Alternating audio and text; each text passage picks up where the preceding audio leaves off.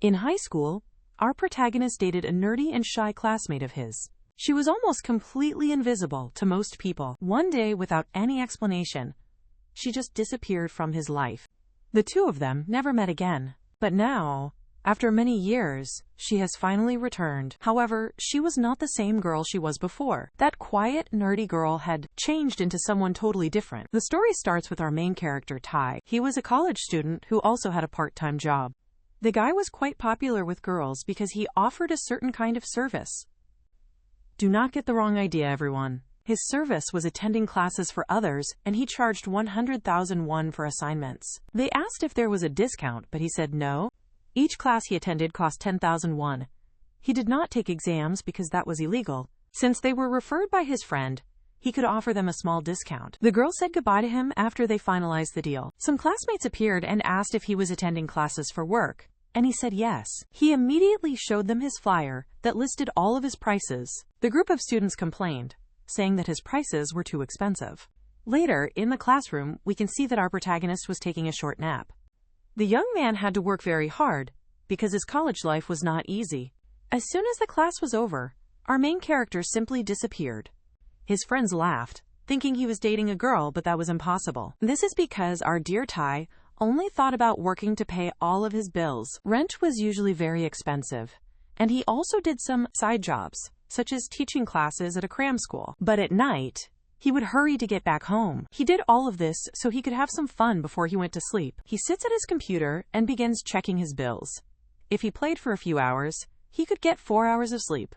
That is precisely what he does. When he enters the game, we see he is very powerful. People were surprised that even without spending money, our hero owned several amazing items. But then, someone showed up to start trouble with him. The character with the name Fallen Power Angel starts causing trouble. She said he could not farm in that area, and then started trading insults with him. It appears that this character was very angry and began to attack him intensely. Because of that, Tai said he was going to file a report with the police. Later that night, he had to show up at the station, and the girl kept justifying her actions, saying she only responded to his provocations. It seems that Tai did not know that the player he was fighting was a girl. When the employee at the police station called him by the name Tai, the girl appeared to recognize him.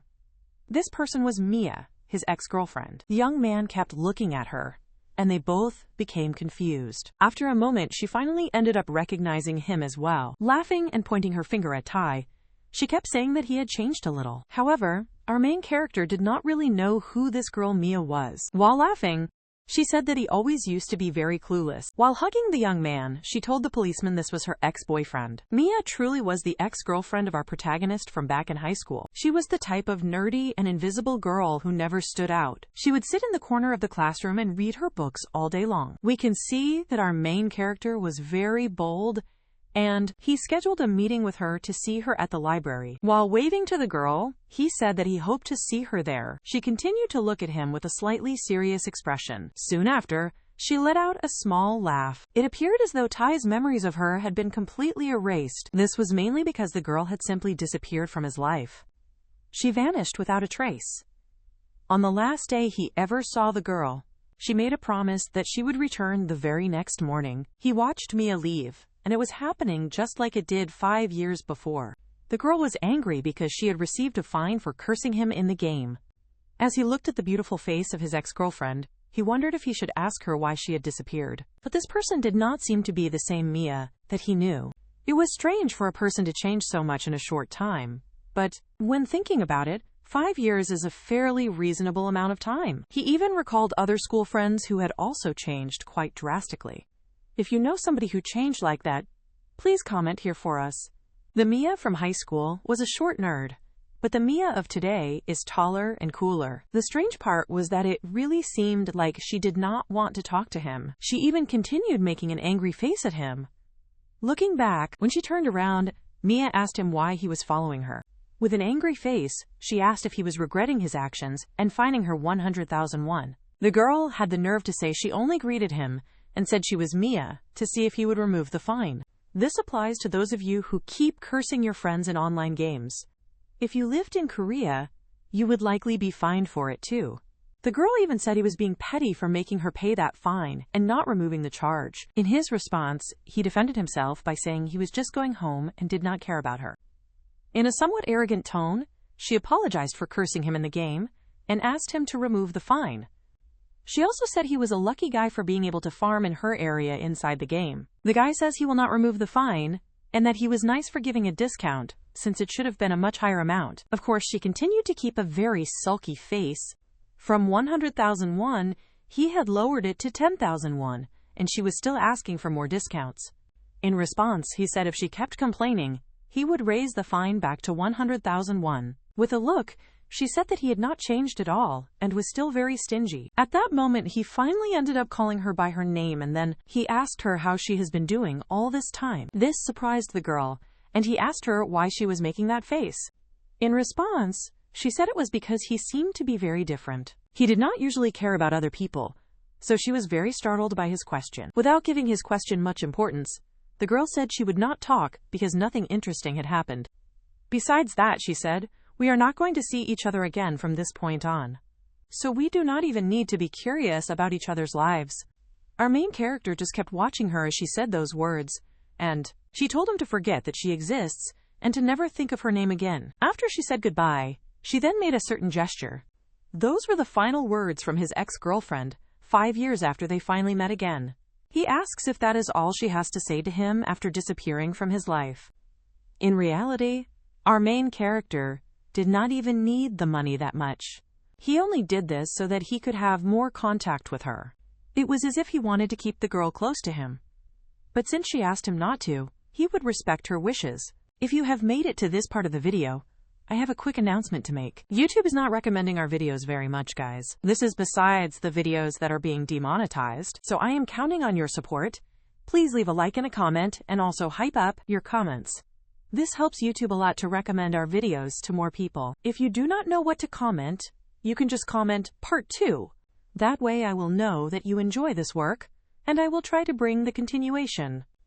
I am sorry for the interruption. Now let's get back to the story. An entire month had passed, and then we see that the two of them ended up meeting once again. This time, their meeting was at the university.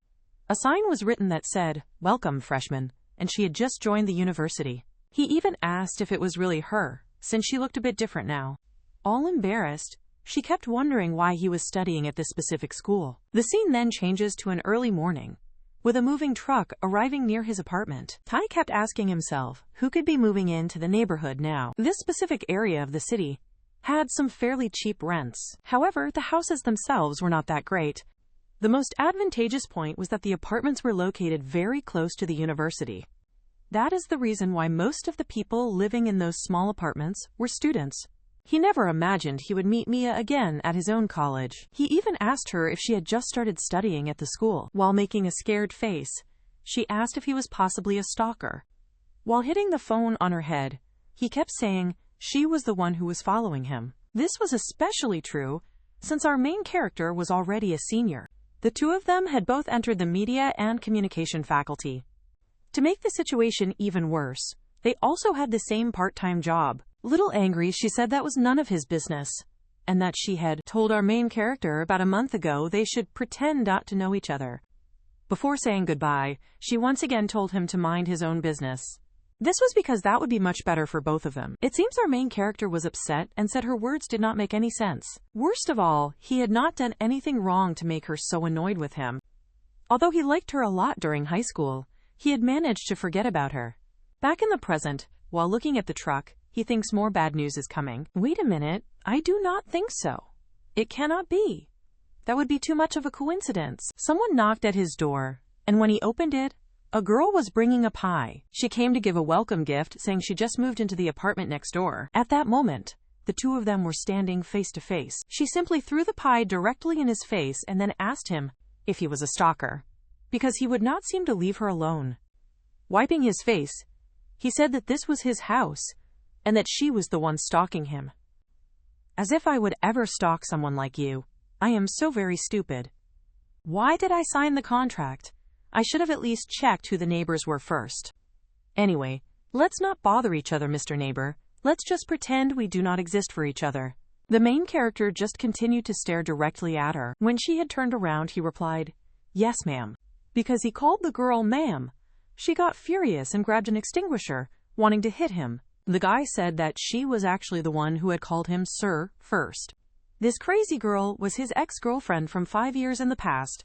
When he remembered the girl from that time, the difference between them became much more evident. The first time he saw Mia, she was reading in the library, and he fell completely in love. As more time went by, they began reading books together inside the library. Back in the present, he asked himself why she had changed so very much. They used to be a loving couple, but now she is a girl who wants to kill him. When he remembers her asking him to never talk to her again, he gets very sad. The worst part of all is that he had done nothing wrong. She was the one who was wrong for disappearing suddenly without leaving him a single message. He then ended up hearing a strange noise coming from his intercom. He goes to it and asks who is there. In the image, he sees it as Mia, and she is all wet. When he opened the door, he asked if by any chance she had made a mistake. This was because they had agreed not to talk to each other any longer. However, she was completely soaked and there was water running down the entire hallway. He decided to help Mia and went to her apartment to close the main water valve. One of the main water pipes inside of her apartment had ended up bursting open. He even thinks that it has not been 1 day since she moved in, and she is already destroying everything. The girl was attempting to call the owner of the apartment so that he could fix it. Seeing her all wet like that, he remembered the girl from 5 years in the past. She noticed the guy was staring at her while holding a mop clumsily. She asked why he was staring. He quickly said that he was not looking. The girl looked down and then realized that she was all wet, and she began to think he had improper thoughts, making our hero very embarrassed. In reality, he was only worried about her well-being. After hearing these words, Mia blushed, and because she was soaked, he pulled her by the hoodie, telling her that she really needed to dry off. Hitting our hero with the mop, she kept saying that he should not drag her, and besides, she did not want his help because she does not like to owe anybody. Therefore, he should just go inside his own house and never speak to her again. But because the water valve was closed, the boiler was also not working to heat her apartment. But the girl kept making an excuse, saying that she actually really likes the cold. "Okay, Mia, I will charge you 1,001 per hour." "What? What are you talking about right now?" "I will charge 1,001 for you to warm up in my room, so you will not owe me anything. And I think that is a very fair price, right?" The two of them became very embarrassed, since they would be together in the same apartment. He even says that if she does not want to accept, that is okay. However, she then had one more condition for him. The condition was specifically for her to take a warm bath. So there was the girl in Ty's apartment taking a bath, which made him feel embarrassed. The deal was only for her to dry off and stay warm, not spend the whole night taking a bath. But since she offered him 3,001, he finally ended up accepting her offer. This is because our protagonist is a capitalist, everyone. The guy really likes money. While waiting for the girl, he thinks, why is she acting this way? After 5 years without Mia, he had forgotten his feelings. But now it seems like everything is coming back. It feels as if something very important is close to him. Yes, my boy. That is called passion. To make his current situation even worse, his friends ended up showing up. They heard there was a flood in Ty's apartment, which is the reason why they came. The guys are such jerks that they actually came to celebrate and even brought some drinks. Right after, they acted like they felt sad for him, because the damage would be significant. The guys had no idea it was not his apartment, but the one right next door. However, they arrived at a terrible time, because our dear Mia was just leaving the bathroom. If they found out that there was a girl in his room, they would keep bothering our hero. Therefore, he offered to go out for drinks. Also, his house was a mess, and he did not want them to stay there. Because he offered to pay for all the drinks, his friends got very excited. They even said that Ty must be about to die, because he was so stingy and never paid for anyone. They even joked that free drinks always taste much better. But this was all just an excuse so that his friends would not see Mia. And to complete his bad luck, the girl opened the door at that exact moment. She bumped into him and felt a little awkward, asking who those loud guys were, shouting so loudly. They asked why a girl was coming out of his bathroom. They even hit Ty, asking him why he did not say there was a girl in his house. He had just a few seconds to think of a good excuse. So he quickly hugged his ex-girlfriend and said she was actually his younger sister. Not even she was expecting that to happen, folks. The guys kept saying that was a lie, because he is very ugly and could never have such a cute sister. "Hey Mia, stay quiet so things don't get complicated.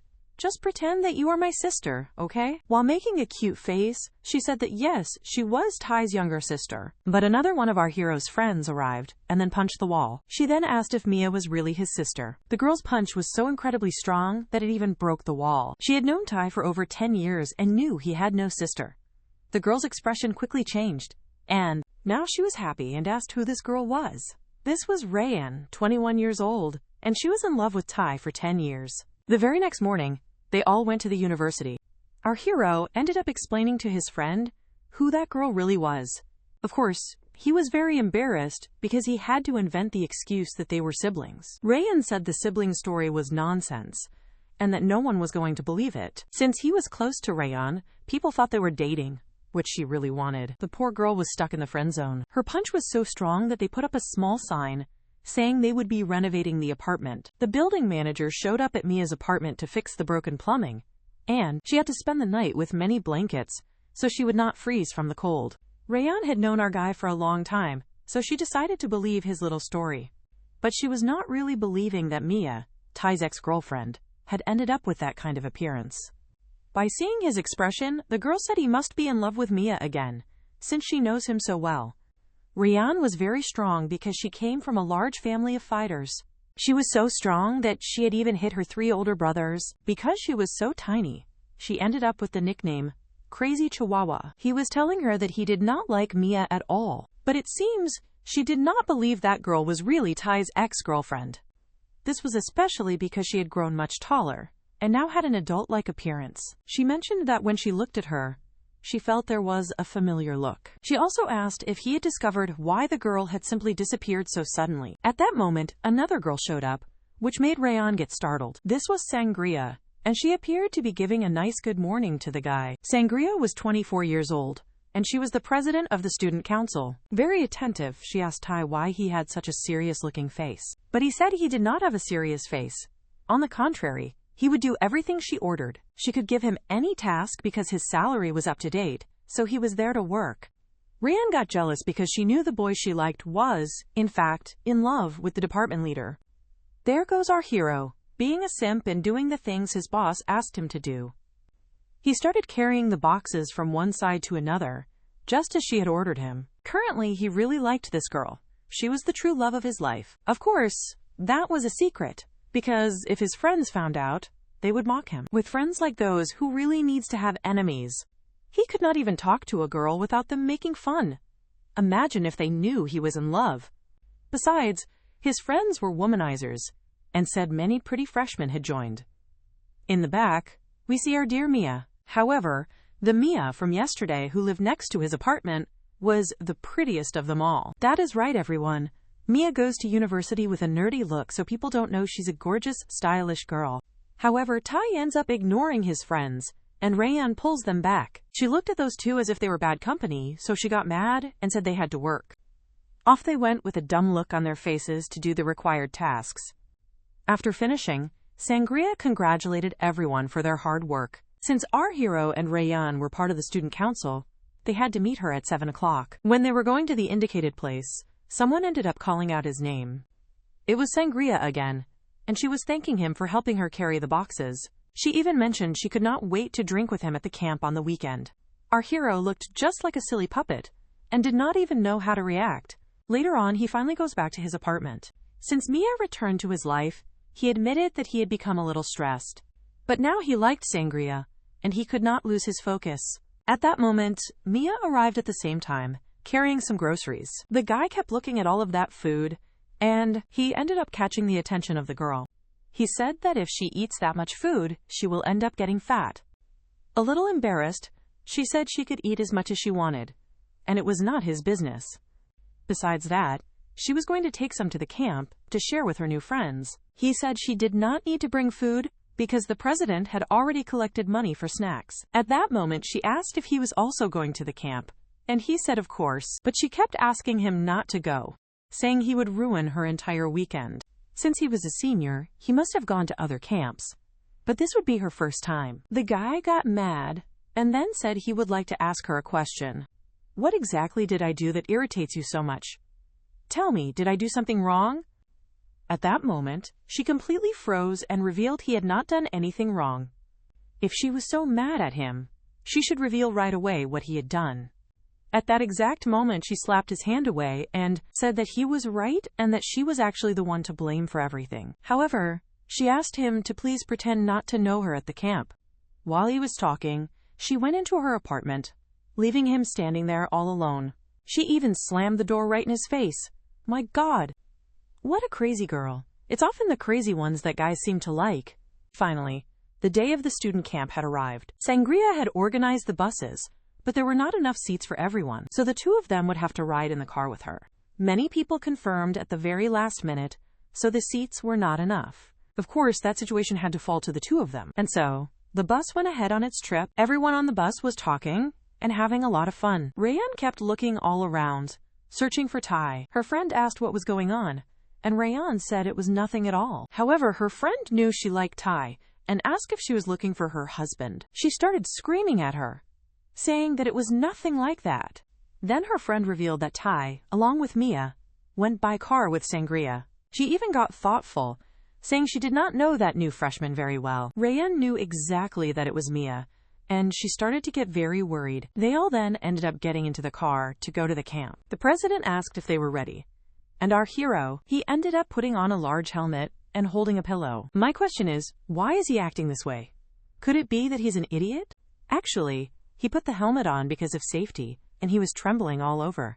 It was as if riding in a car was the most dangerous thing in existence.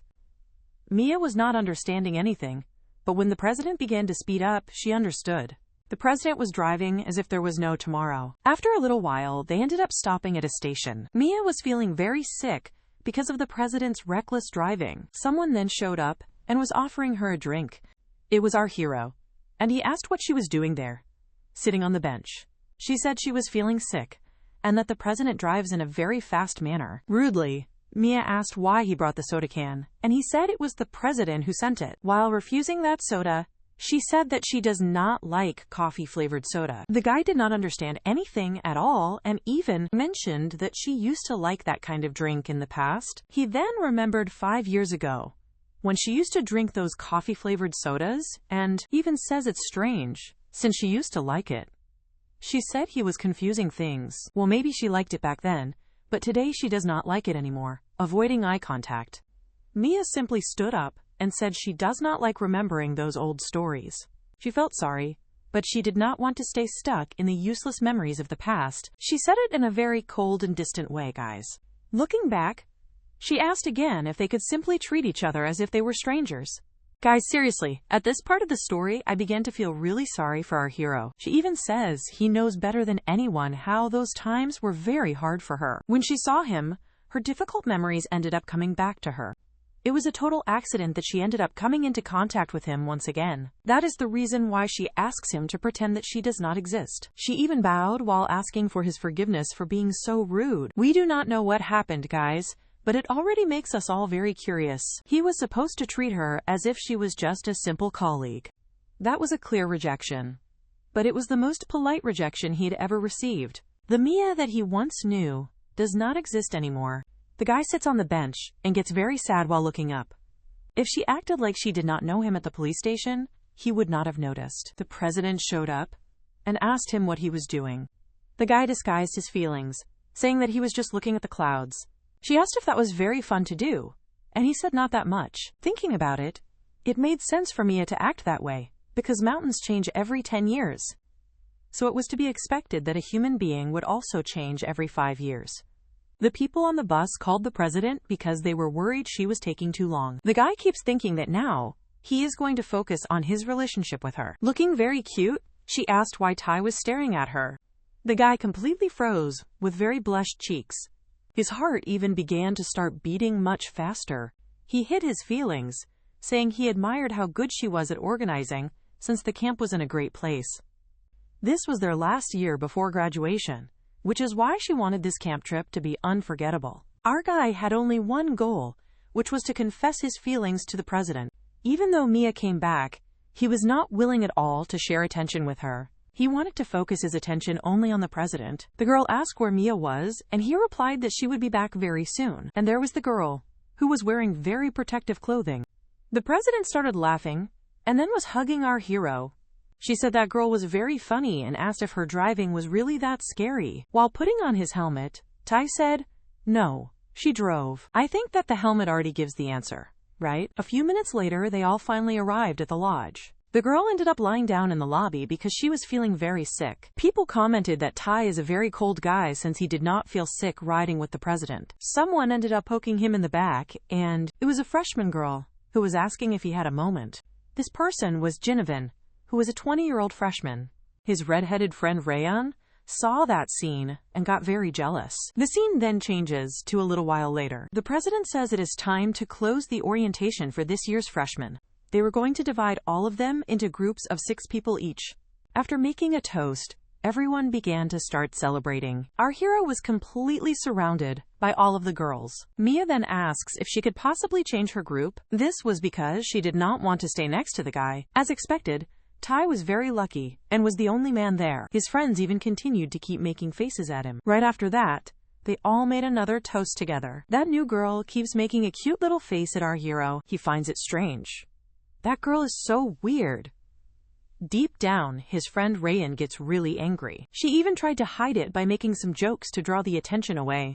But since men are too slow to understand hints, Tai just stood there, completely clueless. Mia then started to drink her soda, and then our hero would not stop looking directly at her. The girl finally asks him what he wanted from her. The strangest thing is, they kept toasting, and our protagonist said this was going to stop. He tried to respect the girl's request, making an effort to treat her coldly, but it was useless. He was surrounded by 3 very strange girls. One of them was flirty, another was jealous, and the last one seemed as if she wanted to kill him. This year's camp had many more people than usual, and the reason was very simple. There were 3, we can say, very popular girls joining the camp. These 3 freshmen were influencers, and they also did live streams online. One of them had nearly 14,000 subscribers on her channel. This one, with an Addams Family face, produced podcast content that focused on horror themes. Finally, there was Kinnaman, who was the most famous one of them all. She had over 320,000 subscribers, and the other girls kept saying she was amazing. Trying to act cute, she said that she did not like being praised. Sure enough, Tai had heard that this year there were some popular girls. There he was, surrounded by many girls while his buddies were dying of jealousy. At that moment, Kinnaman finds out our protagonist plays the same online game as her. She says she has been playing this game since middle school and asks which server he played on. Incredibly, they played on the same server, but our main character was not very excited, folks. He even points to Mia, saying that she also plays on that very same server, but since she did not want much attention, she pretended she did not understand what he was saying. But it did not work. He had spread the information, and Kinnaman said they could play together someday. She mentioned the name of a player who causes a lot of trouble, and our protagonist said that nickname was his. After she heard those specific words, the girl went into a trance. She even went to go to the bathroom to calm herself down. She suspected it was Tai, the very same player who caused problems on her server. She started getting angry, saying that she needs to get her revenge on him. Her friend said it was expected that it was Tai who played on that server, since the nickname was basically his name. Even if our protagonist did not spend money in the game, he had a very powerful character. He was the leader of a clan, and our hero kept farming right in her region. After long days of waiting for the boss to show up, Tai went there and defeated it alone. That was truly unforgivable. They lost the chance to grab some very valuable items. Her friend asked how she would take revenge on the main character, and she said she would seduce him. Never, ever in her entire life had anyone ever refused to go out with her. That's why she was going to make Tai fall in love with her. And right after that, she was going to break his little heart. She stepped on a soda can, saying he will be all shaken up when he gets dumped by her. Her friend kept saying this might be interesting, and she would want to watch. When they left the bathroom, they kept complaining and saying that it was very cold. This was because inside the lodge, there were only 2 bathrooms, so they had to use the one outside. But very unexpectedly, she ended up bumping into something. When she looked up, she saw it was 3 huge guys. They kept saying that she was really cute, and of course, she got scared to death. That friend of hers with a corpse-like face runs off and she starts calling for the president, saying that her friend needs help. Kinnaman was completely surrounded by a group of men. When they finally got there, they realized the girl was in trouble. This was because all of them had gathered to ask her for autographs since they knew her from live streams. All of that fuss ended up breaking apart and they all got very embarrassed. Right after, other boys showed up saying a very famous streamer was outside the lodge. They all then started gathering around her to take pictures. When our hero was already leaving, he was suddenly pulled by his shirt. It was Mia, and she was asking him to wait for a little bit. She said there was a very serious problem inside the girls' dorm. He then ends up following her to see what was wrong. When he finally arrived there, she said that he had to pay attention. My God, what does this girl want from me this time? She pointed to a power outlet that was located under the bed. She said it was a camera, but she said it with a text message on her phone. This was so the recordings would not catch her exposing this serious matter. CCTV cameras that were in rooms were a very serious issue. He even had to hold his mouth so that he could avoid saying anything. Outside, he asked her how she had found it out. It was a very well-disguised camera, and you would need to be an expert to discover it. In response, Mia said she saw something similar before, but that did not matter. They needed to solve that issue. It seems she got nervous when he asked how she knew. Trying to shift the focus, he questioned how they were going to solve this problem. She said the most important thing is to figure out why the camera was placed there. When she says that, our hero remembers her very well from the past.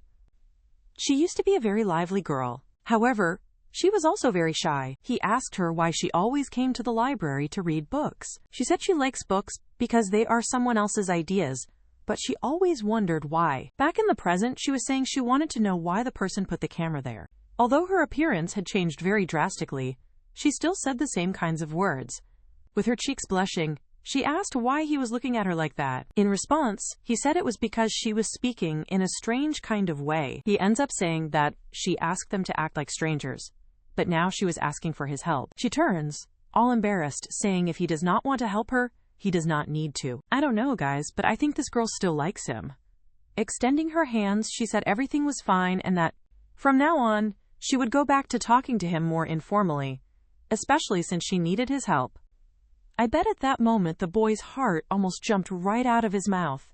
She even says he is very clever at managing to convince people, like he did in the past. She knew she was being strange asking for this favor, even though she said they should not talk. She had no one else to trust. He asked if she would still pretend they are strangers, and she said no, and they greeted each other. At that moment, the Mia he knew in the past was exactly the same Mia in the present. This happened while she crouched down to pick up a soda can. She said she checked all the other rooms, and only in hers was there a camera. It likely was not a boy who put the camera there, because the president said men were not allowed inside. She mentions that as soon as they arrived at the lodge, she went to the room because she was not feeling well. She remembers not having seen any CCTV camera then. It was placed there later, and as soon as she got to the room a second time, she saw the object and found it strange. So the person who placed that camera could only be one of the three girls who was sharing the room with her. It was exactly the three freshman girls who were also streamers. Or perhaps it could be someone who is very close to them. There are many people at this camp, so it was not possible to figure it out immediately. What could be known is that it was someone from their own department. She even imagines this person is acting in a malicious way. But first of all, they would need to find out the reason why this person is doing this. While drinking her soda, she asked Tai not to say anything to anyone. This was because she would like to find everything out for herself first. A little embarrassed, he kept saying that the president cannot be a suspect. This is because she is very trustworthy. The girl kept complaining about it, feeling a little bit jealous. She realized he likes her, and asked if he will not declare his feelings to the president.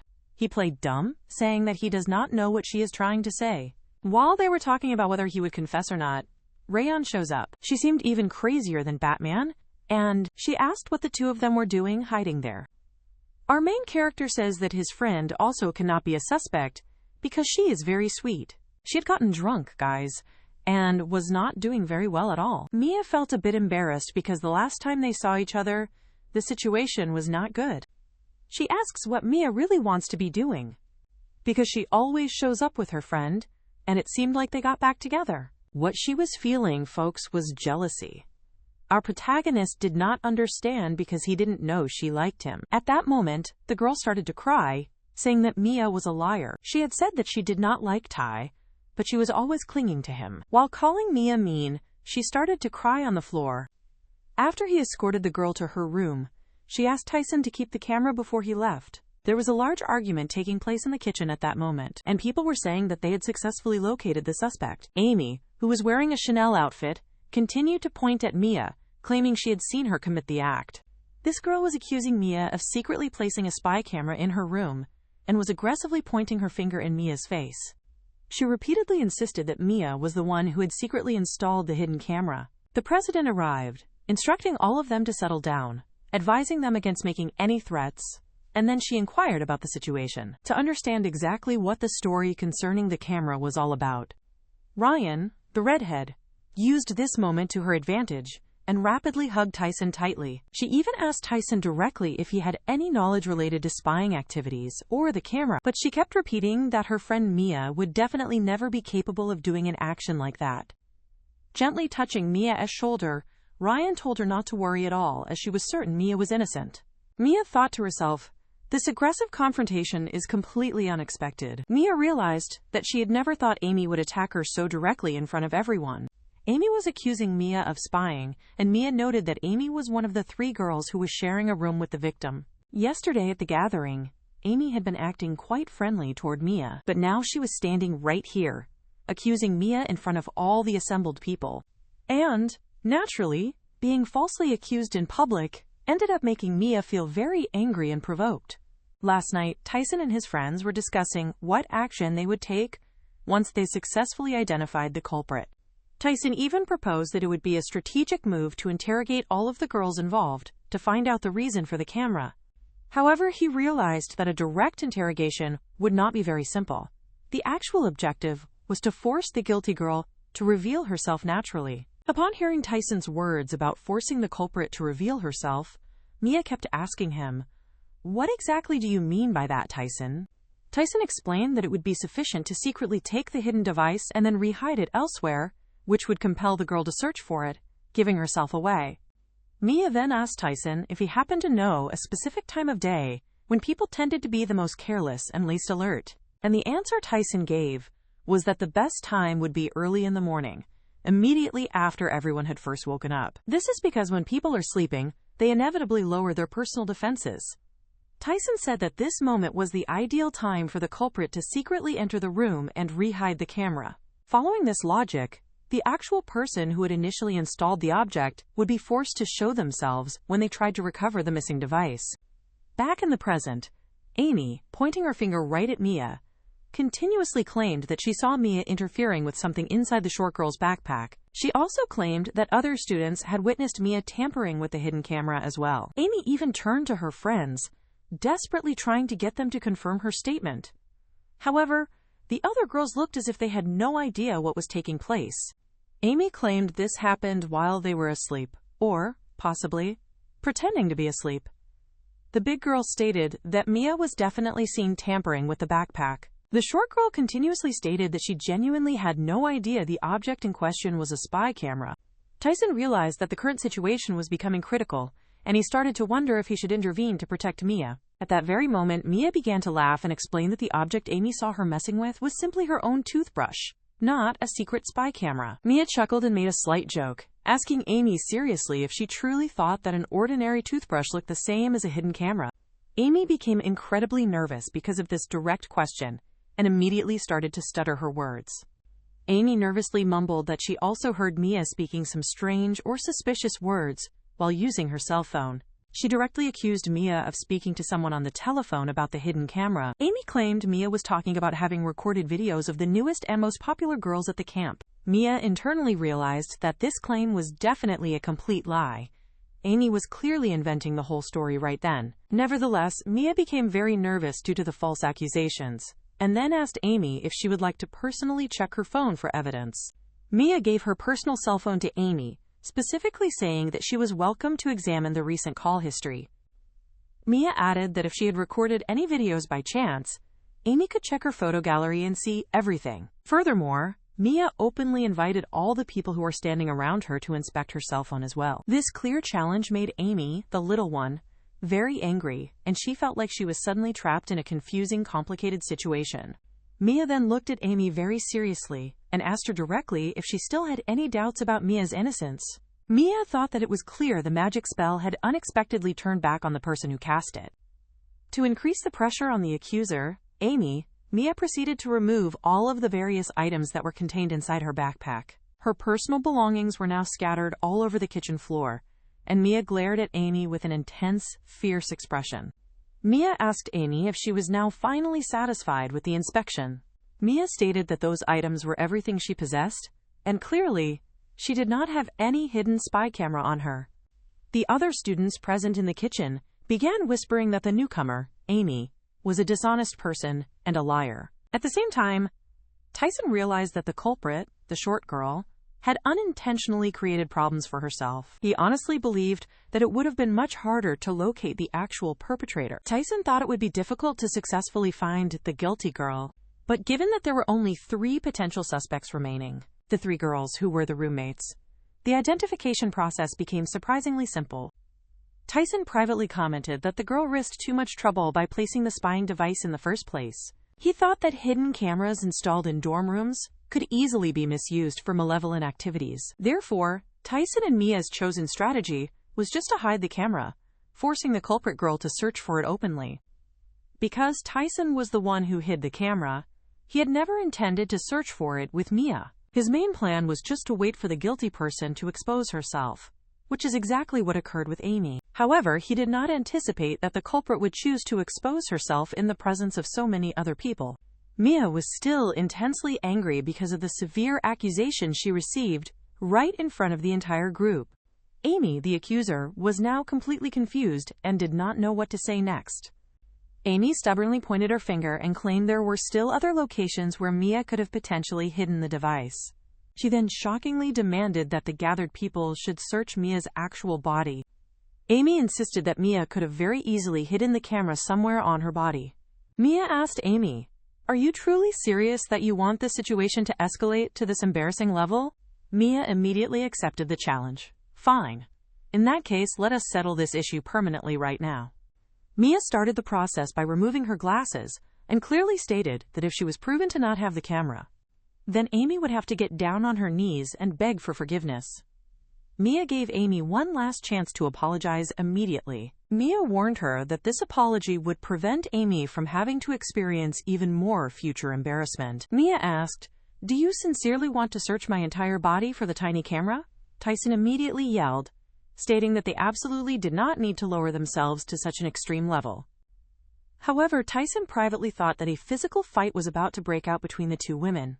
But that was not what was going to happen in the situation. Mia merely began the action of removing her coat. She took off her outer coat and violently threw all of her clothing onto the dirty floor. With only her sports top remaining, Mia provocatively asked Amy where precisely she could have hidden the camera on her body. Mia asked, "Did you think I was able to hide the camera inside my own hair?" Immediately after she quickly removed the ribbon, Mia's hair fell down around her shoulders. Mia challenged Amy, "If you still do not believe I am innocent, do you wish me to take off every single piece of my remaining clothes?" The sheer psychological pressure that Mia applied was too much, and Amy, the accuser, instantly burst into tears. With a cruel and mocking tone, Mia wickedly asked Amy if she would finally be satisfied if Mia also removed her pants right there in front of everyone. Tyson immediately shouted at Mia, desperately ordering her to stop what she was doing. Tyson quickly walked over to Mia and started putting her clothes back on her body. This sudden action from Tyson made Mia feel a little confused. With his cheeks now completely red with embarrassment, Tyson told Mia that she had clearly gone much too far. Mia, seeing Tyson's reaction, also began to feel very embarrassed by her extreme behavior. In the end, the accuser, Amy, was visibly trembling all over and was sincerely apologizing for the false accusation. The people who were present started saying among themselves that the whole scene was utterly shameful and inappropriate. In an effort to calm the tense situation, the president announced that everyone should forget the entire incident and let it go. She instructed all the other people there to leave, explaining that the conflict had fully concluded. The president admitted she did not expect Mia to have such an aggressively strong personality. Mia called out to the president and then firmly took hold of Amy's arm. Holding Amy's arm, Mia asked the president for permission to speak with Amy privately outside. Mia explained that ending the conversation so abruptly would feel embarrassing, and she promised the president that they would not get into a physical fight. The president agreed to the request but instructed Tyson to go with them immediately to provide supervision. Once they were sitting on a bench outside, Mia stated that she wanted to hear Amy's version of the story. Mia expressed that she truly wanted to understand Amy's motive for installing the camera in the room. Tyson, who was now holding the camera, stated that he never wanted the situation to escalate to such an intense level of confrontation. Amy asked Tyson why he was holding the camera, as she was certain that Mia was the one who had taken it originally. Tyson quietly said that the question of who took it did not matter now. Even Ryan, the little redhead, suddenly appeared and playfully started pulling Amy's cheeks. Ryan revealed that she was actually the one who had been hiding the camera for the entire time. Ryan explained that the whole event was entirely a trap, specifically designed to make the guilty person reveal themselves. Tyson and Mia had intentionally given the camera to Ryan, instructing Ryan to hide it as part of their plan. Tyson admitted that their hidden camera plan had surprisingly worked out very effectively. Amy confessed that as soon as she noticed the camera was no longer in its original position, she instantly assumed it had been taken by Mia. In essence, Tyson and Mia had successfully pressured the guilty girl into exposing herself through her own actions. Furthermore, when the three roommates left the room, only Amy and the short girl continuously glanced back at the camera's original location, the electrical outlet. An additional piece of evidence that helped them confirm the identity of the culprit was the camera's memory card. They reviewed the saved recording of the moment the short girl initially placed the camera in the room. The recording also contained clear images of a few travel bags that belonged to the culprit. It appeared to Tyson and Mia that the hidden camera was continuously aimed directly at the culprit's travel bags. The short girl, who was crying intensely, then promised that she would finally tell them the whole, honest truth. She explained that during her recent trips and travels, people had been opening her bags and stealing her personal belongings. This was the reason why she decided to install a small spy camera positioned right next to her own suitcases. The short girl's purpose was never to spy on any of her roommates, but solely to identify the person who was tampering with her personal property. She confirmed that this was the main reason she purchased the specialized spy camera. She never thought her actions would result in so much public chaos and embarrassment, and she continued to sincerely apologize. The short girl insisted that she truly did not want to cause any sort of trouble or issue for Mia. Tyson wondered how Mia had instantly known that the device was a hidden camera, and he also thought Mia must have endured very difficult things in the past to be so perceptive. Mia, speaking in a very serious tone, told the short girl that she believed her story and that she did not need to keep crying anymore. The surrounding people started looking at Mia strangely, causing Mia to ask why everyone was acting so strangely. The crowd was shocked, as they had never imagined Mia would forgive the short girl so easily. The short girl remained on the bench, crying softly. The short girl was clearly feeling guilty and said that she had made Mia look foolish in front of all the other people. Mia realized in that moment that she was actually the person who looked bad in the entire story, due to her extreme reaction. Mia announced to the group that she only wanted to know the reason for the camera's installation, and that they should stop judging the short girl now that she was crying and felt guilty. After all, Mia genuinely did not want the mood and atmosphere within the department to become worse than it already was. Mia confirmed that she believed the short girl's story concerning her suitcases. However, Mia warned that if the girl was lying, she would eventually face the severe consequences of her actions. The short girl continued to cry and insisted that her story was completely true and not a lie. Ryan asked Tyson if he thought the current Mia was the same person he knew from before. Tyson thought to himself that he, too, was struggling to recognize the new version of Mia. The scene now shifts back to the previous night, showing the short girl thanking Tyson. She was expressing her gratitude to Tyson for offering his time to help her with her problem. She noted that even though she had been rude and harsh, Tyson was still very kind and chose to assist her in solving the spy camera problem. The short girl also admitted that she had previously misunderstood Tyson's character and intentions. The scene returns to the present. Tyson continuously looked back at Mia deep in thought. He truly imagined that there would be a lot of different problems occurring during this camp trip. However, they respected Mia's specific request and chose not to reveal to anyone else that the short girl was the true culprit. The short girl gave the camera to Mia and Tyson kept the memory card as evidence for safekeeping. When Tyson and Mia returned to the inn, they provided a completely made-up story to all the other girls about the incident. And Young's friends later went to apologize to Mia, admitting that they had participated in the plan to embarrass her. But Mia calmly told them that everything was fine and that she felt relieved, as if a great weight had been lifted off her shoulders. After every person went back inside the building, Tyson asked Mia if she was actually feeling fine after the ordeal. Mia replied that she was fine, and asked Tyson why he was still saying that to her. Tyson explained that everyone saw her wearing only a sports top during the confrontation, and the whole situation was quite embarrassing. He added that the other students were genuinely shocked by her decision to undress in front of the entire group. Mia felt embarrassed by his comment and stated that she is normally not that kind of girl who acts so extremely.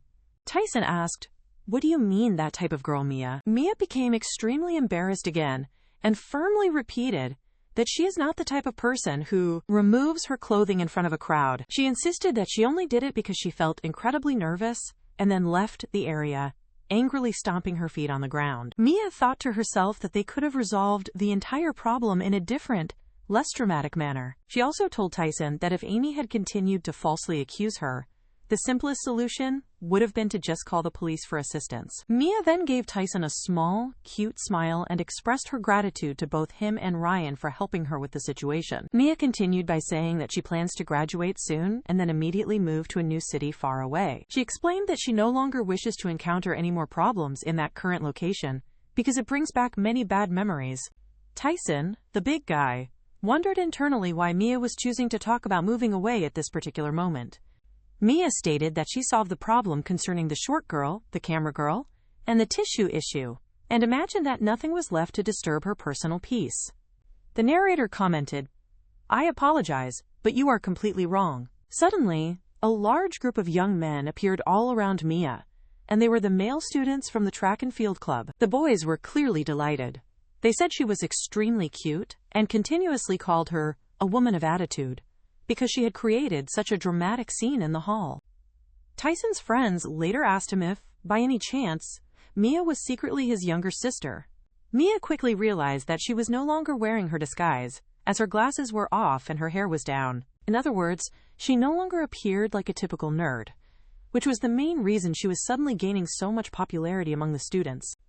Although it may not seem obvious, Mia is actually quite a shy person and became deeply embarrassed by the sudden attention. However, during the afternoon, Mia and the others had a lot of fun together. Mia ended up drinking a lot more alcohol than she should have, and her entire face became painted with makeup. The storyline then changes to focus on a slightly later time that same evening. The short girl, who placed the camera, then apologized to the crowd for completely ruining the festive mood at the camp. Emily stood on the table and declared that she would now entertain everyone to compensate for the previous negative mood and arguments. The president felt a great sense of relief that the entire incident had ended so well without any further trouble. Tyson noticed that the popular Mia was drawing attention not only from the boys, but also from many of the girls present. He also immediately realized that Mia was starting to feel uncomfortable with all the focused attention. Tyson thought, "Hold on. I am spending too much time worrying about Mia. My focus should be exclusively on the president." Just then, some students asked the president to obtain more alcoholic drinks because the current supply had finished. The president felt unwell because she had already consumed a large amount of alcohol, so she asked Tyson to go and buy more drinks from the local small market instead. Tyson felt slightly annoyed because he wanted to spend more time with the president, but instead had to use his time to go out and purchase the additional drinks. Tyson considered calling his friends for help, but saw that they were also completely intoxicated and useless. Even his workmates were in a confused, drunken state. Tyson then thought about asking the little redhead, Ryan, for assistance. But he noticed that Ryan was completely passed out and unconscious. It appeared to Tyson that he was the only sober person remaining inside the entire party location. Tyson gave a small laugh and realized that he would inevitably have to go to the market all by himself. He had not expected that the people would be able to enjoy themselves and have fun at night, especially after the huge fight that morning. As soon as Tyson got outside, he started thinking about why Mia was behaving so strangely recently. It had already been 5 long years since Tyson last saw Mia, his ex-girlfriend. And when she finally returned, her personality and appearance had completely transformed. Tyson never thought that Mia could behave in such an emotionally cold and ruthlessly calculating manner. He speculated that she must have experienced many dangerous and intense situations to cause her personality to change so drastically in such a short time. At that precise moment, Tyson received a very big scare. This was because Mia was standing outside, looking up at the beautiful moon and enjoying the cool breeze.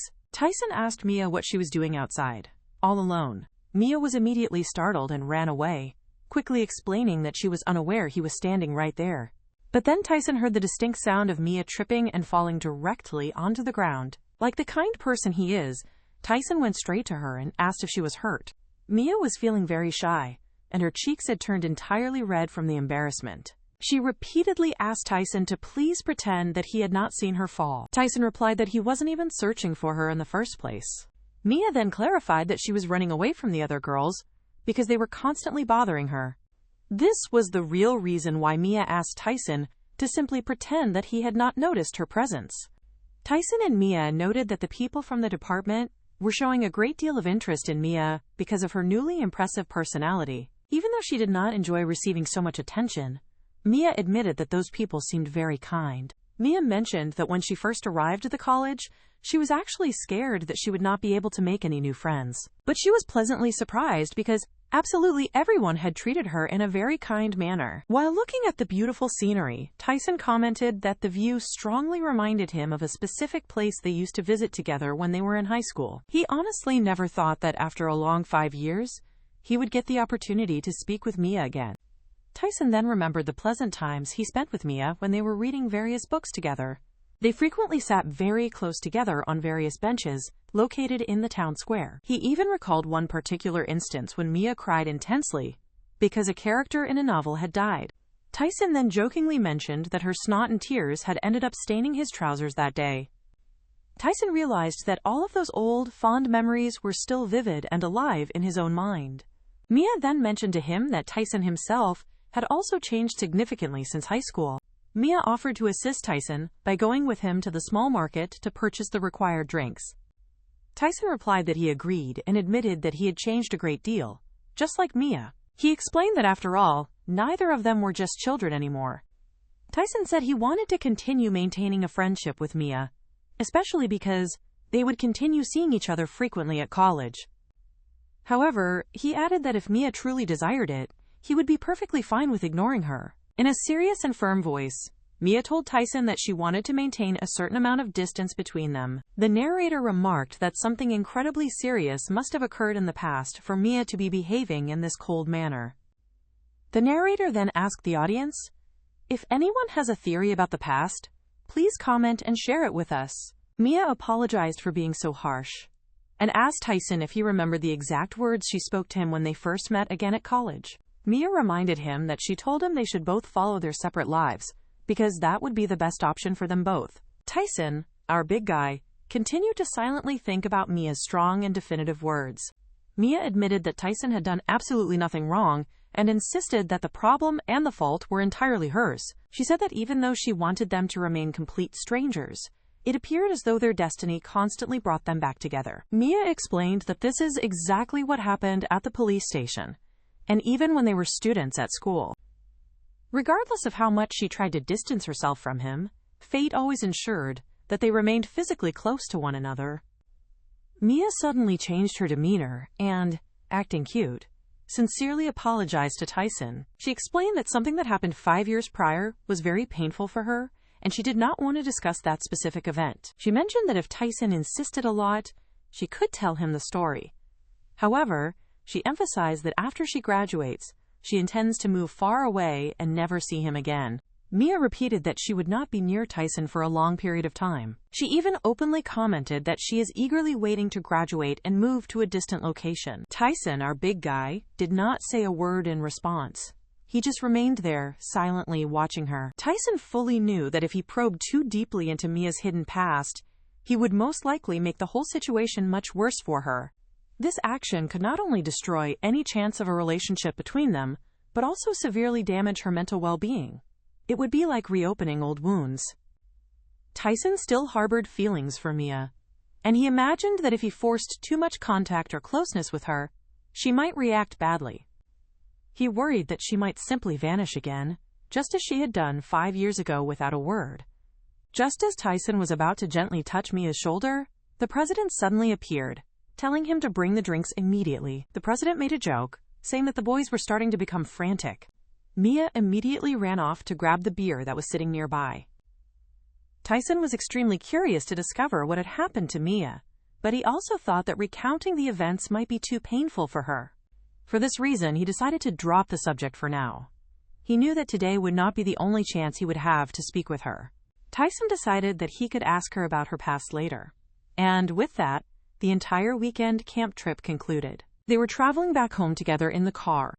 On the way, the president's car ended up breaking down. Tyson got out of the car to offer assistance, but accidentally tripped. He suddenly fell and ended up very close to the president's face. The narrator noted that Tyson, our protagonist, was acting very flirty toward the president. The narrator speculated that the president seemed to like him too because she immediately became completely embarrassed.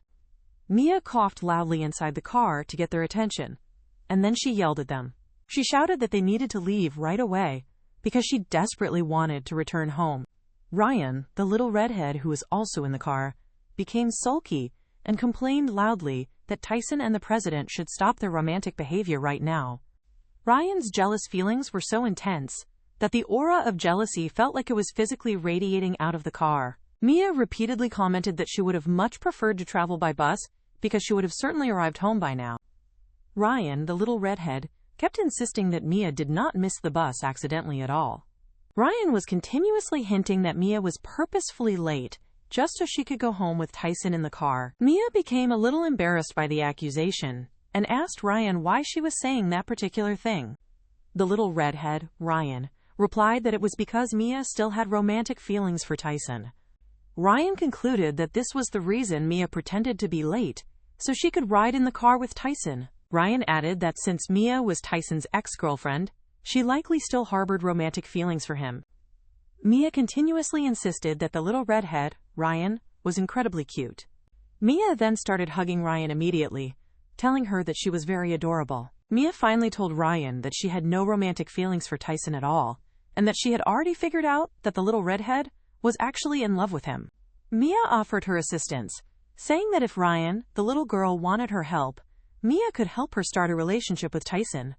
Mia explained that since it had been more than 5 years since she last saw Tyson, she had already completely lost all of her romantic interest in him. Mia went on to say that the relationship she had with Tyson was merely a brief fling from high school that meant absolutely nothing important to her now. The narrator noted that it seemed like Ryan did not entirely believe Mia's explanation. Mia then offered her help one more time, insisting that she could help the redhead, Ryan, to be with Tyson. Mia emphasized that Ryan has clearly been deeply in love with Tyson for a very long time now. Ryan was completely shocked to hear Mia speak those specific words aloud, but Mia, the brunette, stated clearly that it was obvious to everyone that Ryan, the redhead, liked Tyson. Mia added that everyone else was already fully aware of Ryan's feelings. She joked that only Tyson seemed to be the dense one, who did not suspect anything. With her cheeks turning completely red, Ryan explained that Tyson has been tutoring her since she was in elementary school.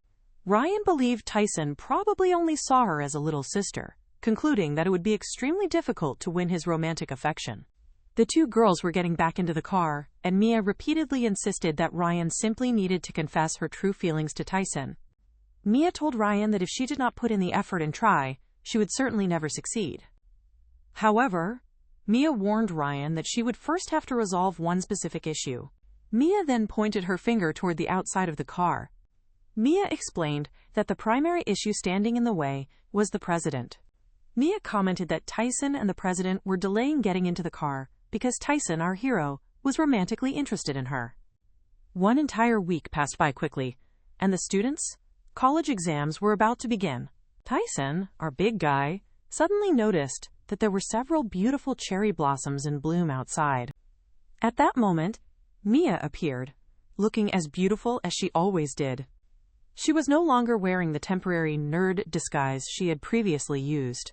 Mia had successfully become one of the most popular first-year students at the college. Even the short girl, now her friend, did not leave Mia's side at any time. The short girl held her cell phone and kept asking Mia if they could take a picture together. Mia replied that she did not enjoy taking photos. Tyson asked Mia why she was not wearing her typical nerd uniform. and she explained it was because her fans and followers would not stop bothering her. Tyson privately imagined that Mia would have to endure this constant, irritating harassment from her fans for at least the next 3 months. At that moment, Ryan suddenly appeared, looking extremely excited to see him. Ryan ran up to Tyson and immediately gave him a tight hug. Ryan asked Tyson if his classes were finished for the day. Tyson said yes. Ryan, very excited, invited him to view the cherry blossoms, saying they were incredibly beautiful. At that exact moment, Tyson suddenly had a brilliant, money-making idea. He immediately realized that he could potentially earn some money from this opportunity. Tyson brought out his dusty, old camera and began offering to take pictures for the other students in exchange for money. Ryan originally only wanted a simple romantic date with Tyson, but she reluctantly ended up working alongside him. Ryan asked Tyson what exactly his new photography idea meant, and he simply replied that it was a wonderful opportunity to earn extra income. Tyson recalled that he had purchased the camera back in his first year of college, along with about 30 rolls of film. He decided that selling the camera or the film rolls would not be profitable because the price would be too low. Tyson believed it was more worthwhile and profitable to sell the actual printed photographs to the students instead. Tyson thanked Ryan, saying that because of her invitation, he was reminded that he still owned the old camera. Since Ryan's main goal was just to look at the cherry blossoms with Tyson, she decided to help him sell the photos as fast as possible, ensuring they would have free time afterward. Therefore, Ryan began shouting loudly to everyone nearby, offering to take their photos for 5,001 Korean won. Tyson laughed happily and commented that Ryan was clearly very enthusiastic about helping him. Ryan thought that they had been close friends for a long period, and even though Tyson hadn't fallen for her yet, she would not simply give up on him. Just as Ryan was thinking this, Shiny Bin, the streamer, suddenly appeared near them. The redhead, Ryan, immediately became jealous just by hearing Shiny Bin's voice. Shiny Bin continuously attempted to flirt with and seduce Tyson, telling him that she would be buying the pictures he was selling. Poor Ryan then noticed that Mia was standing right behind Tyson. It did not matter to Ryan that Mia had previously claimed she no longer liked Tyson. Ryan strongly felt that there was still romantic chemistry between Mia and Tyson, and she was afraid Tyson would begin developing romantic feelings for Mia again. Tyson, our big guy, was actively standing there taking all the photos. Shiny Bin and Mia started making many different poses for the camera. The narrator reminded the audience that the short streamer, Shiny Bin, wanted to seduce Tyson and then take revenge on him later. Eventually, all the girls who were present ended up taking several pictures together as a large group. Ryan was sulking miserably because her only wish was to have a private moment alone with Tyson, her beloved. Shiny Bin, the streamer, was incredibly excited, stating that the photos were of excellent quality, and she continued trying to seduce Tyson using her sugary and sweet voice. Shiny Bin asked Tyson if he had completed any professional photography course.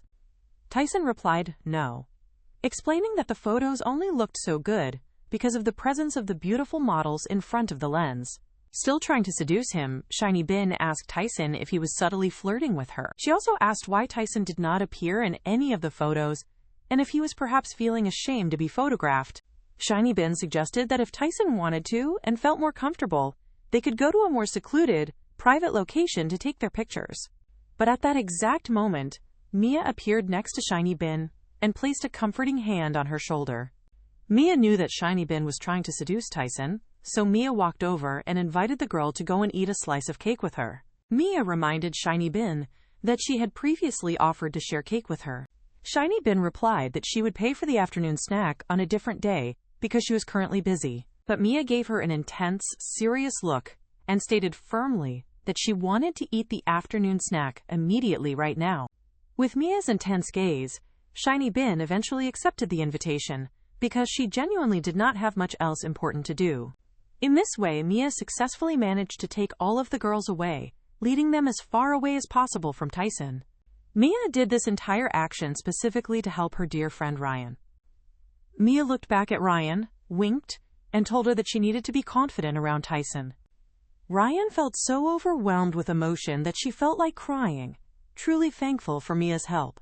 Ryan took a deep breath, placed her hand on her chest, and told herself that she must absolutely have courage now. She thought that if trying 10 times was not successful, she would try again once more, and if that failed, she would attempt it another time. Tyson, the big guy, immediately asked Ryan what was wrong with her strange behavior. Ryan then offered to use all the remaining film in the camera to take many photos together with Tyson.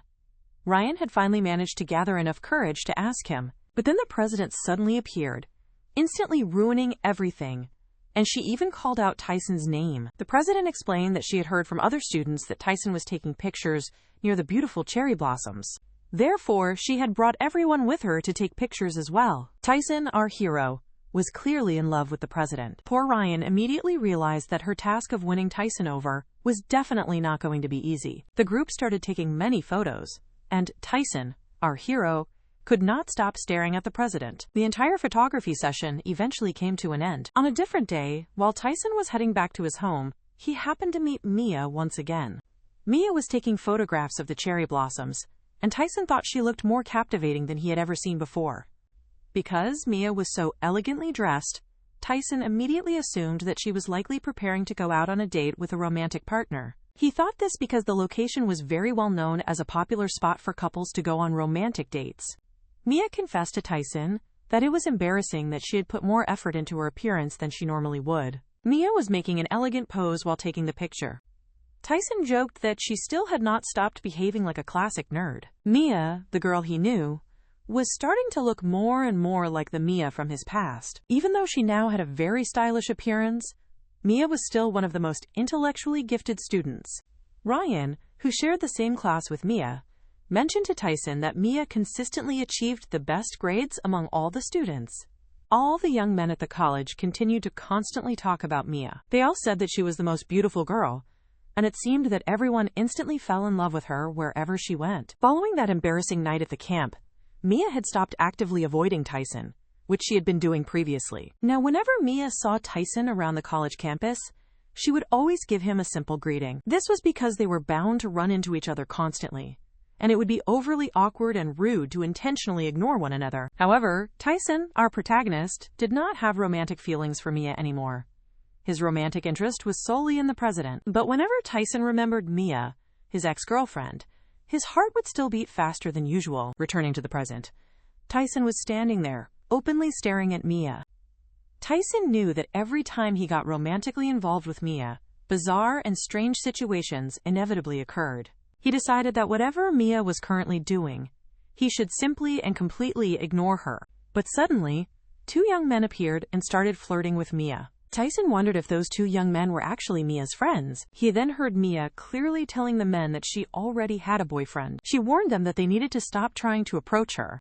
The two young men were inviting Mia to go to a local bar with them to drink a cold beer. Tyson decided to go and help Mia, but then he remembered Mia saying that she never liked to receive any form of help from other people. Therefore, Tyson did not know if he should immediately go and offer help, or if he should stay still and wait. At that moment, Mia suddenly appeared right beside Tyson, pointing at him and saying that he was her boyfriend. Tyson was completely confused, did not understand anything, and started sweating intensely from nervousness. Mia pointed her finger at Tyson and stated that she was dating him, ordering the men to leave them alone. Mia quickly grabbed Tyson's arm and continuously said that they needed to leave. Mia insisted that the men could not bother Tyson because her boyfriend would quickly become jealous of their attention. Mia looked at Tyson and gave him a deliberate wink, a signal for him to participate in her little made-up story immediately. Feeling embarrassed, Tyson finally admitted to the two young men that he and Mia were dating each other. He even stammered a little as he confirmed that Mia was indeed his girlfriend. Mia celebrated the successful bluff in a very cute way. The two young men were students from college and also worked in the same department as Tyson. The men became very excited and said that they were unaware Tyson was dating anyone at that exact moment. The short girl passed by the group and overheard all of their conversation about Tyson and Mia dating. Seeing this romantic scene, the short girl immediately wondered if Mia and Tyson were truly going out together. The blonde guy quickly took out his cell phone and started taking a picture of the two of them. He insisted that since they were a dating couple, they should definitely take some romantic pictures together. Mia immediately realized that her lie would not last long, and that she was already starting to get herself into serious trouble. But Tyson, our hero, whispered to Mia that those two men were just romantics, who enjoyed seeing happy couples together. Tyson hugged Mia tightly and told her that she needed to play along with the lie so they could have some peace. He explained that since Mia had invented the lie, there was no point in denying it now, They had to carry the story through to the very end. The two young men continuously commented that Tyson and Mia were a very cute couple. Tyson told Mia that she was probably feeling uncomfortable right now, but that she should remain calm because the situation would soon be completely finished. Mia was entirely embarrassed by the situation and had no idea how to react or what to say. Mia then mentioned to Tyson that if he kept insisting, she could take more photos with him. The narrator remarked to the audience that, deep down, Mia still harbored romantic feelings for Tyson. Mia immediately laughed and clarified that she was just joking about taking more photos. Mia insisted that she had no specific reason for wanting to take pictures with Tyson and was only doing it to make the two men leave. Tyson, still embarrassed, told Mia that he already knew that was the exact truth of the situation. The two men continued to take the photographs, repeatedly commenting that Tyson and Mia made a very beautiful couple together. The narrator noted that this was the first picture Mia and Tyson had taken together in 5 long years. Some time passed, and the scene shifted to the student department's office. Spring season was beginning, and the girls at the department commented that it was the season for falling in love. Tyson, our hero, quietly listened to their conversation, and they soon began planning something specifically related to Valentine's Day. Tyson heard a strange, loud noise coming from the direction of the student council office. When he opened the door to the office, he saw that all the guys inside were looking very sad and were crying. Tyson immediately asked them what the problem was, and the guys explained that Valentine's Day was rapidly approaching. The reason they were upset was that they did not have any girls to go out with on the romantic holiday.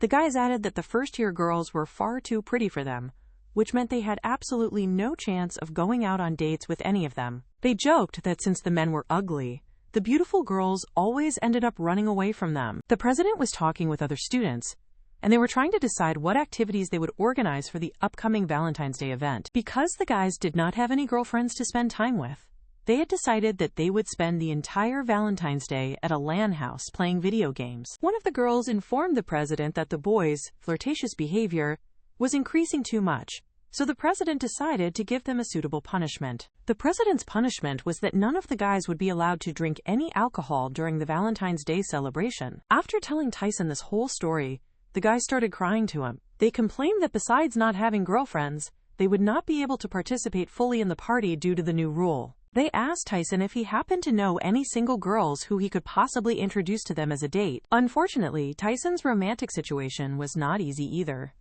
The narrator reminded the audience that Tyson was deeply in love with the president, but Tyson felt he had no real chance of being with her, especially since fate seemed to want him to be with Mia instead of the president. Tyson realized at that moment that he was spending an excessive amount of time thinking only about Mia. The guys in the office asked Tyson why he had such a strange look on his face, and he replied that it was nothing important. Recently, Tyson had been waking up in the morning thinking about Mia, his ex-girlfriend, and he would also think about her again right before going to sleep. Mia had told Tyson that since he helped her with the pictures, she would repay him, and Tyson continued to wonder exactly how she was planning to do that. One of the classmates asked Tyson if he was dating Ryan, but he said no, and he became annoyed, stating that they always ask him the same question repeatedly. The scene then shifts to Ryan's apartment, where she lives with her roommate. Ryan was happily holding the photograph that she had taken together with Tyson, our hero. Ryan was extremely happy because she finally had a picture of herself with Tyson. Ryan's short girl roommate appeared and jokingly asked if Ryan was looking at the photo of her future husband. Ryan immediately started screaming, insisting that they were absolutely not married. Her roommate kept telling Ryan that she needed to confess her feelings to Tyson very soon, before she allowed this precious opportunity to slip away. The roommate warned Ryan that if she continued to delay her confession, other girls might step in and, quote, catch the fish. Tyson. Since Ryan was madly in love with Tyson, her roommate said she should not waste any more time. Ryan's roommate even suggested that Ryan deserves a better boyfriend than Tyson because she thought Tyson was too goofy and silly. But Ryan became very excited and strongly insisted that there was no man better than Tyson in the world. Ryan was so visibly in love that her friend jokingly commented that the bright shine coming from her feelings was too strong for the eye. However, the roommate then asked the redhead, Ryan, if she was comfortable with Shiny Bin the streamer. The specific girl the roommate was referring to was Shiny Bin, the short girl who was a streamer. Ryan laughed a little and told her roommate that she was not at all worried about Shiny Bin's intentions. Ryan knew that Tyson had not shown any real romantic interest in Shiny Bin at all when he spoke to her the previous time. Ryan knew very clearly that when Tyson genuinely liked a person, he was unable to take his eyes off of them. Ryan realized that Tyson was doing exactly this with the president in the photo he took with her. Poor Ryan felt heartbroken.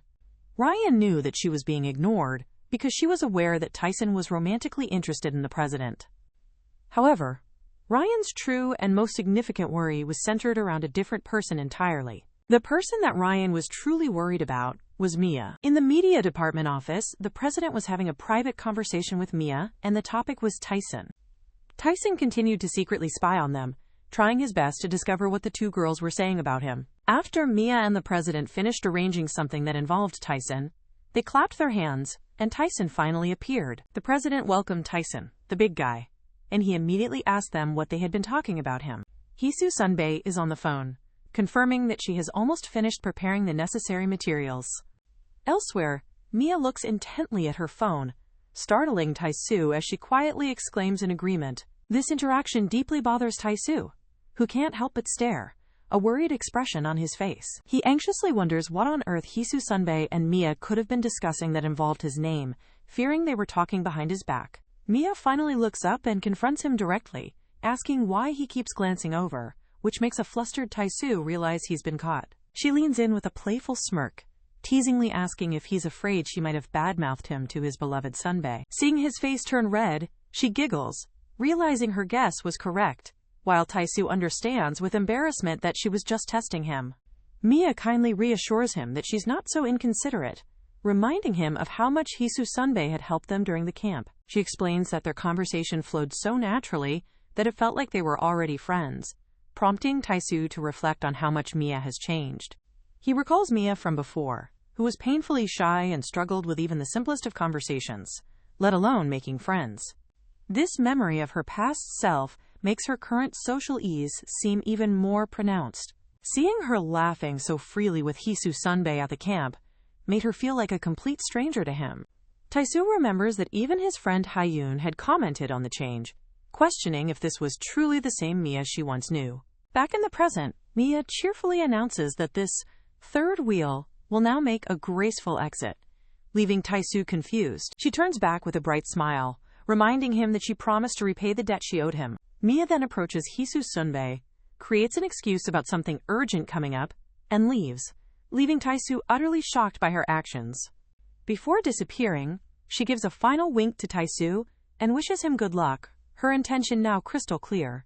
Taisu bangs his head on the table, realizing with a jolt that Mia is trying to set him up with Hisu Sunbae. Now alone with his crush, his heart pounds nervously as he thinks about the strange situation of his ex-girlfriend setting him up, questioning if this is really okay. Mia glances back for a moment, reaffirming to herself that a debt must be repaid. Back in the room, Hisu Sunbae types away on her laptop, seemingly unaware of Taisu's inner turmoil.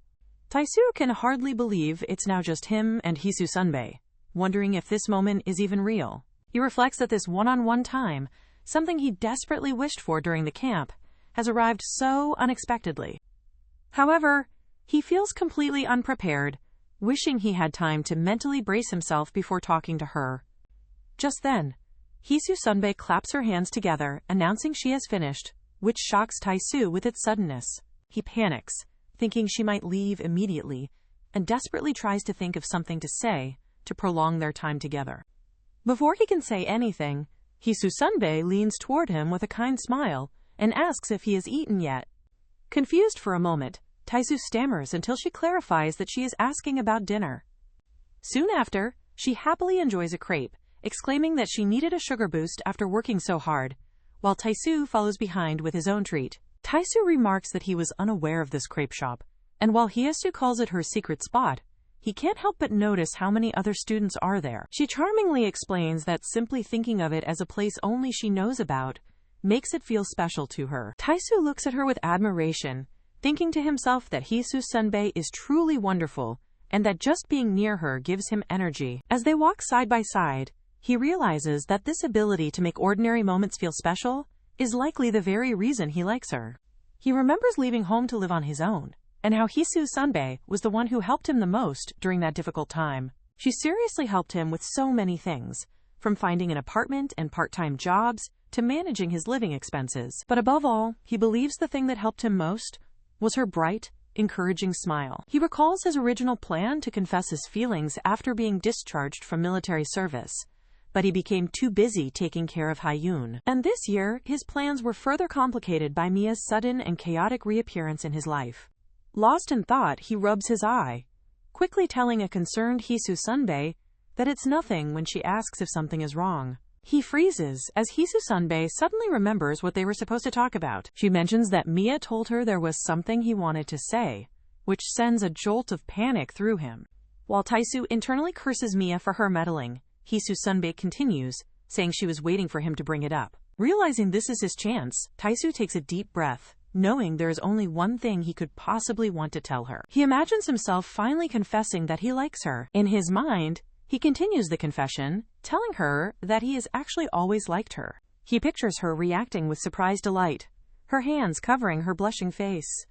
But back in reality, he remains silent, thinking that if he had the courage to confess, he would have done so a long time ago. He knows that she is always kind to him, but he can't be sure if her kindness stems from romantic feelings. After all, he knows that Hisu Sunbae is a person who is simply kind to everyone she meets. As she looks at him questioningly, he worries that he might be completely misunderstanding her intentions. He imagines mustering the courage to confess, only for her to react with a polite but clearly uninterested expression.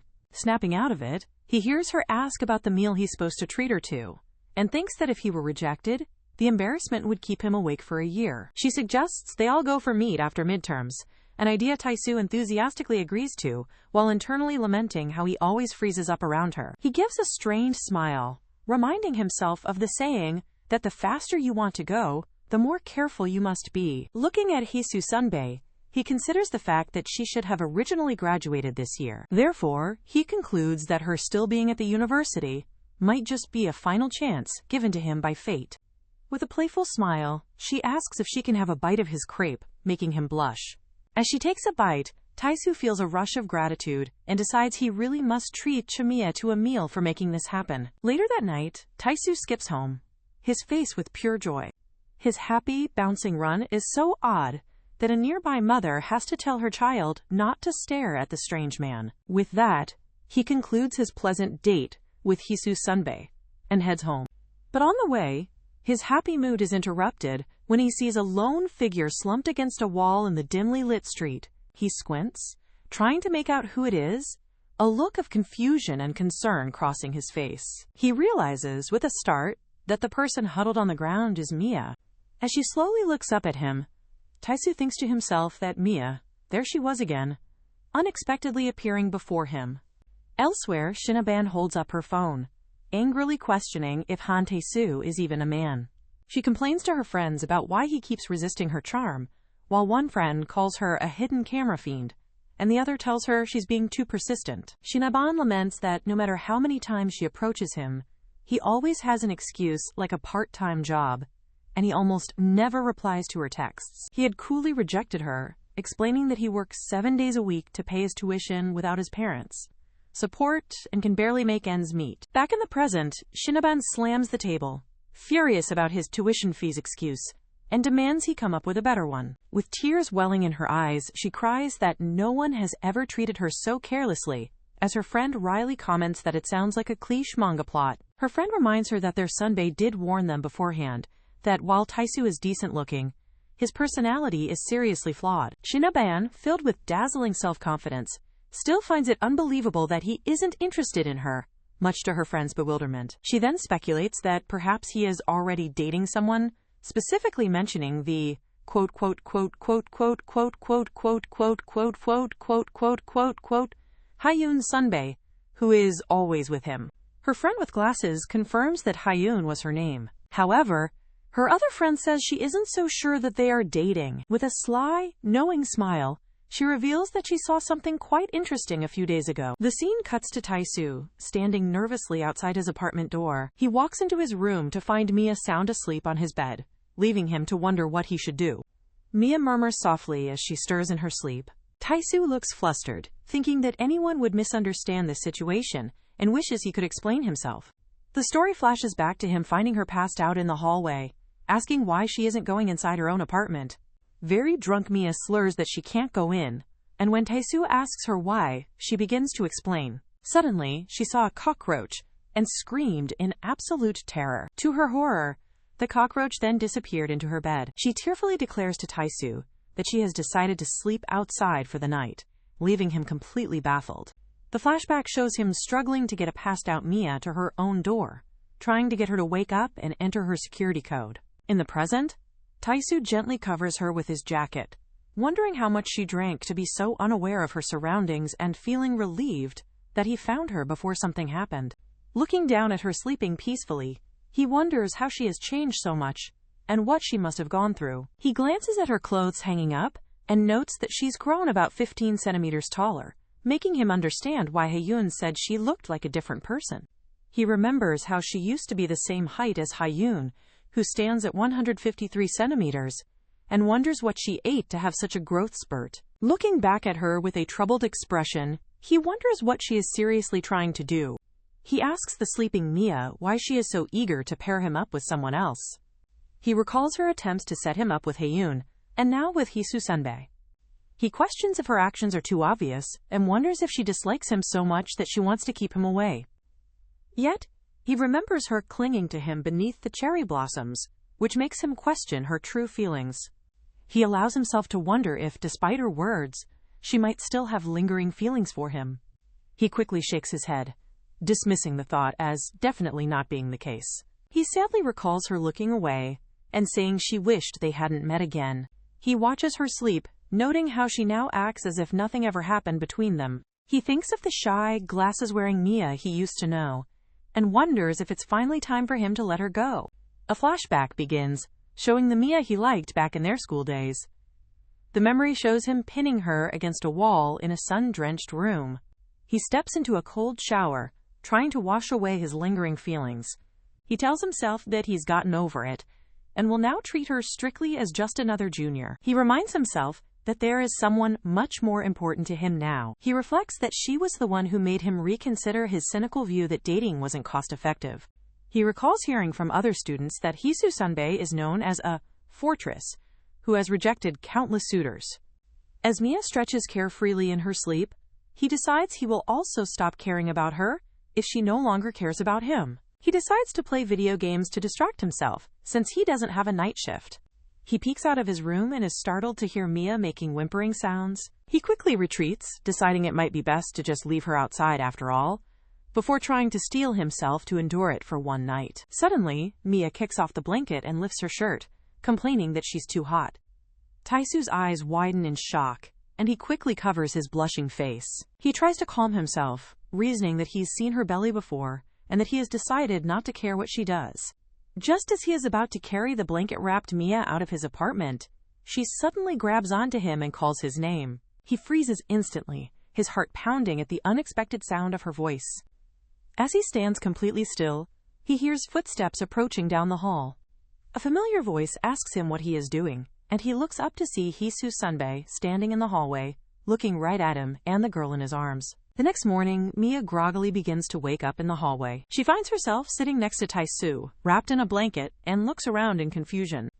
Tae-soo turns to her with fake tears streaming down his face, and asks if she had a nice dream, causing Mia to recoil in shock. She panics, wondering how he got into her room before realizing she's in the hallway, and then asks why he is crying. As Tae-soo declares he'll take his blanket back now that she's awake, she clutches it tightly. Tae-soo reminds her that she wanted them to keep their distance, and he agrees that she was right. He coldly tells her he will settle the bill for the night's troubles tomorrow, before getting up to leave. Left alone in the hallway, Mia touches her hair, looking utterly bewildered by his strange behavior. Back in his room, Tae-soo wonders if something bad happened to him, lamenting why nothing ever seems to go right when she's involved. The scene shifts to late March at the university. During the active club recruitment season, students are seen discussing which clubs to join amidst a flurry of recruitment posters.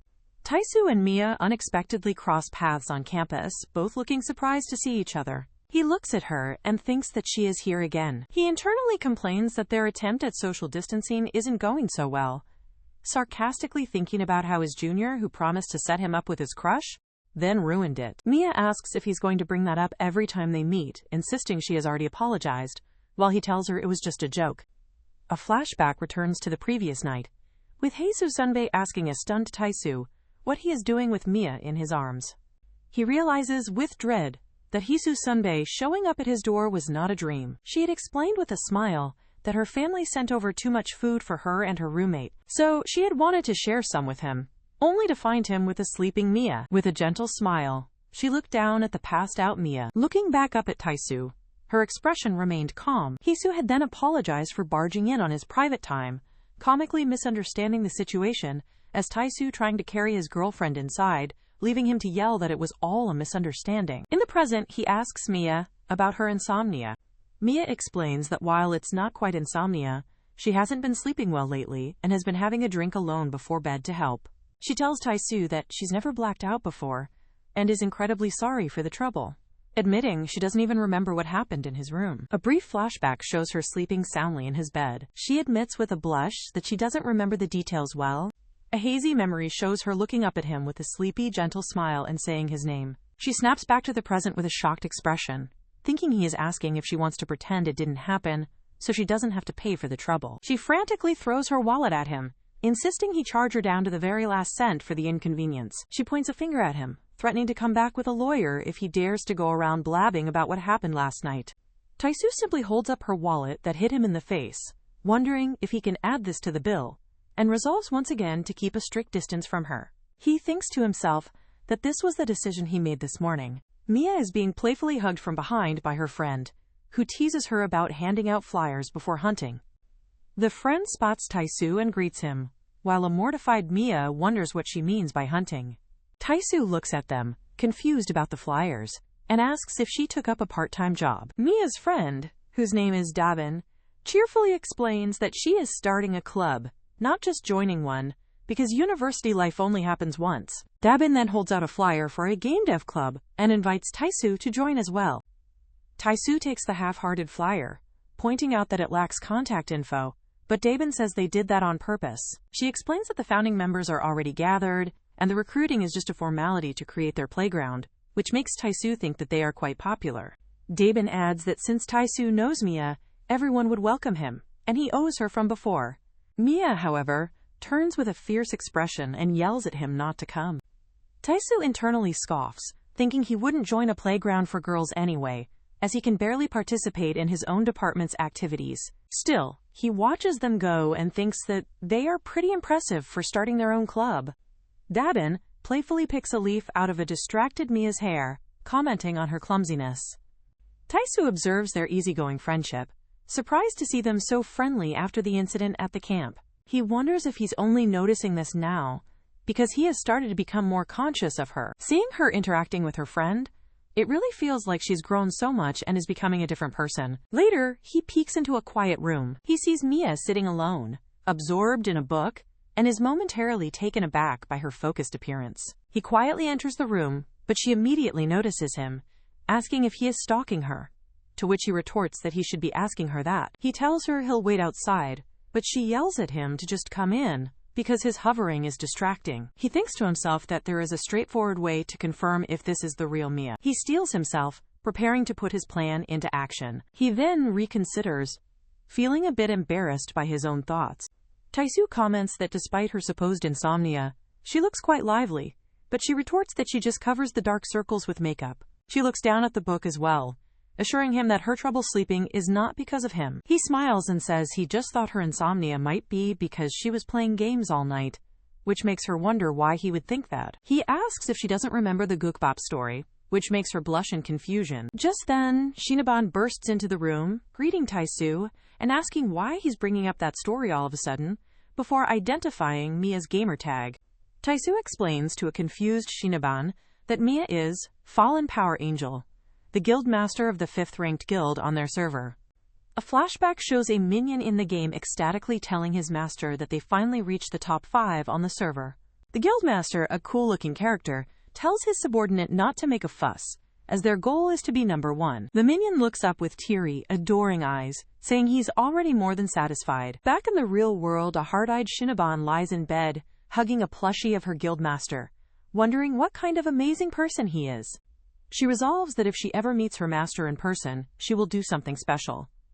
In the present, Shinaban stares at Mia with wide, shocked eyes. Finally realizes that Mia is her beloved guildmaster and questions what she just heard.